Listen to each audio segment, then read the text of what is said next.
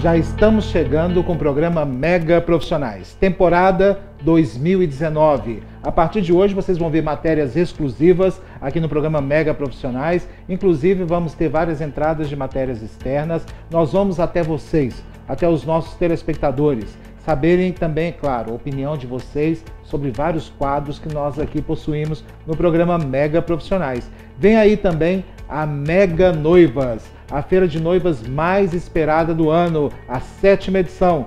Ao longo dos nossos programas, vamos dando detalhes para vocês da Mega Noivas 7ª edição.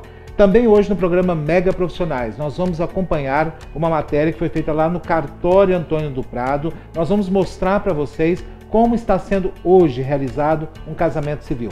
Muito diferente do passado, onde as pessoas iam até o cartório, assinavam e iam embora. Às vezes até ficavam em sol, ficavam lá na parte externa do cartório, porque o cartório não tinha acomodações para todos os convidados daquele casal. Hoje a história mudou. Casamento civil. Daqui a pouquinho eu vou mostrar para vocês um casamento na íntegra. Vou conversar com os noivos, a família, expectativas. Aliás, uma matéria muito emocionante. Daqui a pouquinho no programa Mega Profissionais. Vamos iniciando o programa falando da saúde dos nossos animaizinhos de estimação. Estou aqui recebendo a doutora Luciana Fonseca, nosso quadro Espaço Pet. Tudo bem, doutora? Seja bem-vinda mais uma vez ao programa. Alzheimer canino, é isso mesmo? Quando eu vi na pauta, eu falei, gente, mas será que existe isso, Alzheimer canino? Existe. Como é muito que comum. Isso? Graças a Esquece a Deus. memória, é isso? Também. Hoje eles têm vivido muito mais, né? Então, a gente consegue, por essa sobrevida maior, a gente consegue dar o diagnóstico também de algumas doenças comparadas aos seres humanos, né? Tecnicamente, né, cientificamente, é conhecido como síndrome de disfunção cognitiva canina, que seria o Alzheimer. Acaba acontecendo uma degeneração no cérebro do animal. Isso normalmente acontece a partir dos 11 anos de idade, tá? Em que o animal começa a ter comportamentos diferentes do habitual. Então, como assim? Esquecimento. Às vezes ele chega em casa, o proprietário chega em casa e ele não reconhece, ele não abana o rabo, é como se não existisse aquele proprietário para ele, às vezes rosna. Comportamentos em que ele nunca fez na vida. Por exemplo, pedir um determinado alimento que ele nunca comeu. Eu tinha uma cachorrinha que ela começou a beber água do banheiro, do box do banheiro, que não era habitual dela. Então, ter determinados comportamentos, né? Isso é o mais comum, é o início, tá? Com o passar do tempo, a gente começa a ver outras alterações mais significativas e que incomodam mais o proprietário. Por exemplo, o animal começa a andar em círculos, ele pode ter convulsão, ele pode não ter, ele tem uma fraqueza muscular e não conseguir andar. Muitas das vezes o que incomoda muito é que ele troca o dia pela noite. Então, durante o dia ele dorme o dia inteiro, à noite ele começa a latir demais e grita. Às vezes as pessoas me ligam achando que ele está sentindo muita dor. E não é. Na verdade, é um comportamento, ele não tem muita noção do que ele está fazendo, né? Então, esse é o que mais incomodaria o proprietário. Às vezes, perde o apetite ou come demais. Porque ele esquece, às vezes, que comeu. Sim. Ou esquece de comer. Sim, ou esquece de comer. E aí? Como é que faz? Isso não tem tratamento? Então, assim como em seres humanos, a gente consegue algumas medicações que melhoram a vascularização do cérebro. Alguns medicamentos antioxidantes, né? Eles ajudam a evitar a progressão da doença ou tentar que seja mais lento.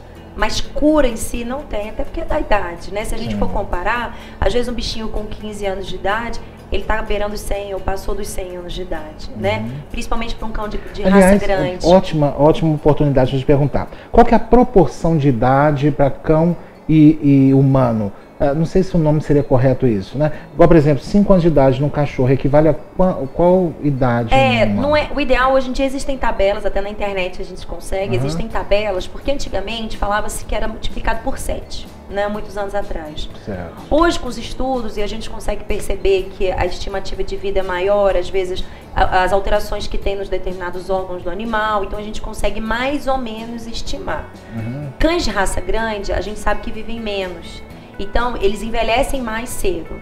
Então, o que um cão, por exemplo, com 7 anos de idade de um cachorro para 7 anos de idade para um cão grande, para um cão pequeno é uma coisa, para um cão grande ele estaria muito mais velho. mais ou menos multiplica-se por 5 ou por 7, mas ainda não é muito fiel. Na tabela a gente consegue ver de acordo com raça, de acordo com tamanho, né, que é mais correto. Mas eu costumo falar pro proprietário, né, um cão, por exemplo, com 10 anos, ele está com 70 anos de idade. Nossa, aproximadamente. Meu né? cão que viveu 16 anos, multiplica aí, tem alguém para multiplicar aí para mim? Multiplica aí, por favor, que é 16 vezes 7. Tô com preguiça de pensar, tô com preguiça. Eu tenho preguiça às vezes. Passou dos 100. Passou dos 100 anos. Passou. Isso é um e problema. Gato, é a mesma proporção? Mais ou menos, sim, também. É uma conta mais leiga, mas é pra gente poder entender mais ou menos. Então a gente começou a ter alterações da idade. Eu tenho um gato que tá com 20 anos de idade. É muito. Mas você parece menino, parece moleque. Isso é muito bom. Os gatos, eles costumam envelhecer um pouco mais devagar, né, do que os cães. Os cães, eles envelhecem mais rápido. O problema é que muitas das vezes... A produção tá passando a idade ali. Muitas vezes o animal, ele não apresenta os sintomas, né, com 17 anos, 18 anos de idade, ele tá brincando, pulando, correndo, né? O gato, ele só desenvolve algum sintoma quando ele tá muito ruim mesmo. Então, às vezes o gato tá ótimo, pode ter algum problema renal, alguma coisa, mas ele tá tranquilo em casa, ele tá bem. Que coisa, né? Voltamos para o Alzheimer. Então não tem cura, mas tem um tratamento paliativo. Sim. Consegue retardar? Consegue. Normalmente às vezes a gente pede avaliação do clínico. Sabe o que eu queria ouvir dela? A questão das células tronco. Fala, não, tem solução sim com o tratamento das células tronco. Existem estudos ainda sobre o uso de células tronco. Tem alguns colegas veterinários que já fazem. Mas ainda não é nada assim efetivo, não são todos que respondem, não é tão acessível para toda a população. Então, e lembrando que assim, é diferente de um animal ter uma doença cognitiva com 8 anos de idade, por exemplo, que ainda é muito jovem. Sim. Né? Ele já tem 15, a maioria, por exemplo, Yorkshire, a maioria que chega pra gente é o York com 15, 16 anos de idade, né? É o que eu falo para os meus clientes. A gente não consegue dar um rim novo para um cachorro de 16 anos, né? É pela idade, isso é normal, é fisiológico, né? Bem que a gente gostaria. Ainda bem que não precisa sacrificar animal, né? Não. Às vezes acontece, vou ser sincero, eu já tive pacientes que assim, porque realmente o animal não responde à medicação, uivava demais, gritava a noite toda, nós fizemos tomografia, não tinha nada. Fez coleta de líquor, que é coleta de um líquido da coluna, para ver se tinha alguma infecção. Não tinha absolutamente nada. Provavelmente era essa doença cognitiva. E é muito sofrido para o dono. Eu acho até mais para o dono do que para o animal. Porque como o animal não tem muita consciência do que está acontecendo, né, ele às vezes ele vai ficar uivando, vocalizando a noite inteira, mas fica cansado durante o dia, dorme o dia todo. Mas enfim, agora o proprietário, ele não dorme, ele fica preocupado, ele lembra do bichinho dele que era saudável, corria, brincava até pouco tempo atrás, que agora não faz mais nada. Então é muito sofrido para o proprietário. Às vezes eles optam por eutanásia, por não dar conta de ver a situação que o animal fica. Eu já passei por algumas situações difíceis, né, com relação a essa eutanásia, porque quando você gosta demais de animal, mais de bicho, você está acostumado principalmente a salvar vidas, você não pensa em matá-las, né? Sim. Então, a eutanásia chega como essa sentença de morte mesmo, como se eu estivesse matando o bicho, né? E, infelizmente, por essa situação, por esse pensamento, por esse sofrimento que eu tinha, né? Eu deixei muitos animais sofrendo sem necessidade. Porque eu falava, eu não tenho coragem de fazer eutanásia, não tenho coragem de matar esse animal, esse gato, né? Estavam com câncer em fase terminal, não tinham mais tratamento, estavam sofrendo muito. E eu não conseguia desligar do bicho, né? E eu falava, gente, às vezes a gente vai amadurecendo com o tempo, né? E vai entendendo melhor. Eu acho que a questão do dono, sim, tem que ser pensada também, cada um tem uma forma, né? Mas a do animal tem que priorizar a questão da saúde e da qualidade de vida do animal. Isso, a qualidade de vida, é o que eu falo para os meus clientes. Por exemplo, tem cliente que já chega querendo fazer eutanásia. E aí eu sou contra e falo, olha, a partir do momento ele está comendo, come, doutora. Ele dorme durante o dia, dorme, doutora. Ele consegue andar, fazer xixi, cocô? Anda. Então, nesse sentido, eu não recomendo a eutanásia. Agora, a partir do momento que ele perde qualidade de vida, o que é perder qualidade de vida? Não come, não bebe água, faz xixi e cocô nele mesmo, começa a abrir feridas pelo corpo. Isso é sofrimento. Não, isso é sofrimento. Aí nós temos que então, repensar. nesse sentido, eu acho que a gente não pode ser egoísta e a gente tem que começar a pensar no animal. Sim. E tendo em vista que o veterinário vai dizer a hora certa. Porque assim, não é o proprietário escolher a melhor, não, eu acho que jamais pode acontecer, porque às vezes o proprietário quer se livrar de um problema. Infelizmente ainda é muito que acontece isso hoje em dia, né? Então cabe ao profissional dizer, como eu já tive clientes que queriam fazer eutanásia por causa de um problema de pele, porque o animal não tomava o comprimido porque mordia ele, ou porque ele não conseguia enfiar na garganta. Isso não é admissível. Mas a partir do momento que ele perde a qualidade de vida, e lembrando que a eutanásia é um procedimento indolor e sem consciência. Existem formas de eutanásia, que aí eu já considero como sacrifício, que o animal sente dor e ele tem consciência do que está acontecendo.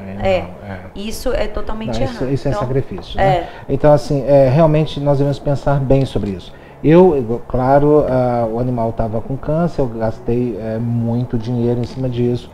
E não me arrependo em nenhum momento, porque a partir do momento que eu peguei um animal, eu sou responsável por ele.